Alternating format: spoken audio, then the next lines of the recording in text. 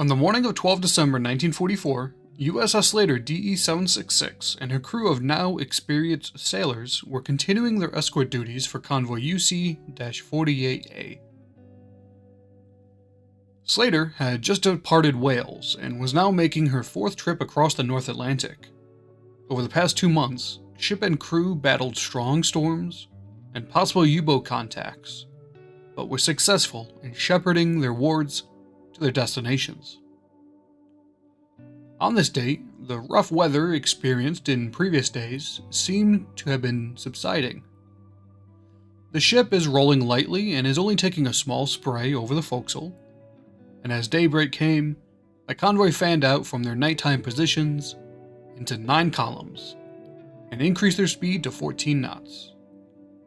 In the afternoon, anti-aircraft practice drill was conducted for the 3-inch 50 and 40mm guns. Slater's crew then came alongside the merchant vessel Tampico to transfer 5 TBY batteries. The next day, the weather began to change for the worse. The winds increased in ferocity, and the seas began spraying over the forecastle. Corrosion was discovered on a few rounds of 20mm ammunition. These were promptly discarded over the side. That evening, the port shaft was secured for about 10 minutes to execute some repairs. The weather did the opposite of improving on the 14th. After a normal day of drills, green seas started to be taken over the forecastle, and the ship rolled and was pounded heavily by the waves. The seas eventually inflicted damage to the gun shield around Mount 31. The force of the seas bent the shield, breaking the weld seam to the deck and opening 2 small holes. We believe this is the location of the damage and subsequent repair. At 1925, an unknown ship was spotted at 12 miles. USS Somers DD-381 investigated and found them to be friendly. For almost an hour that night, the No. 4 main engine was taken offline for repairs.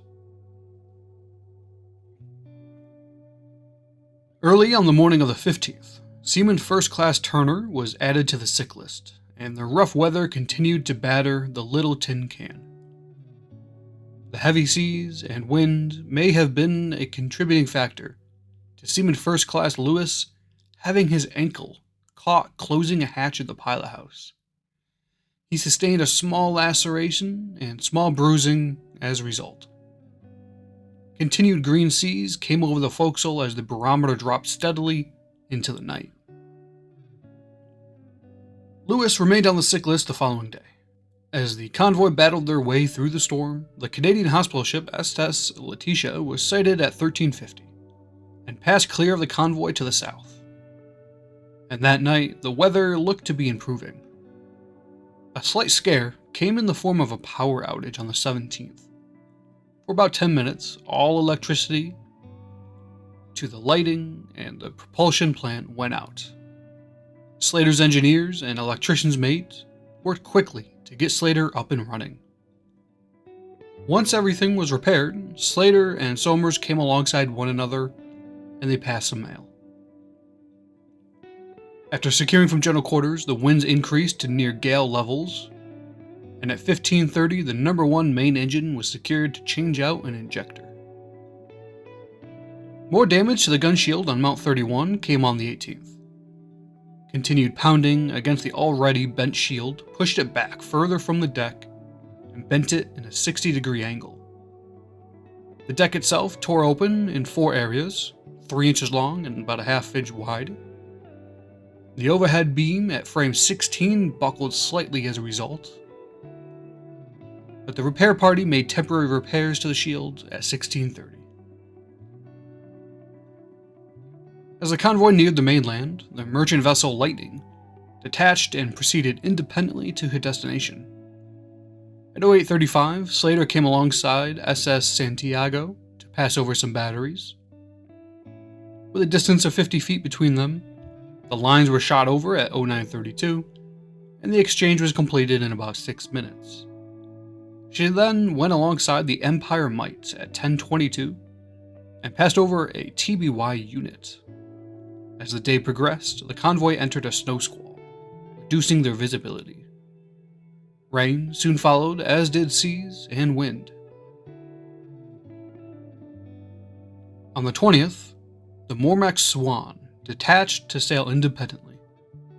Mount 33 was found to be frozen in train, and it's believed to have been caused by the pounding from the seas, warping the foundation. Quartermaster 3rd Class Cobble was added to the sick list just before Slater left her station to investigate and divert an unidentified vessel. It was determined to be the neutral Spanish ship Monte Sierra, en route from Philadelphia to St. John's, New Brunswick.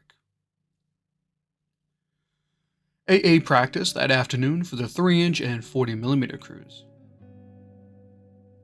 Early in the morning on the 21st, a southwesterly gale was spotted, and the order was given to ballast the ship. C7F and C10F were both flooded.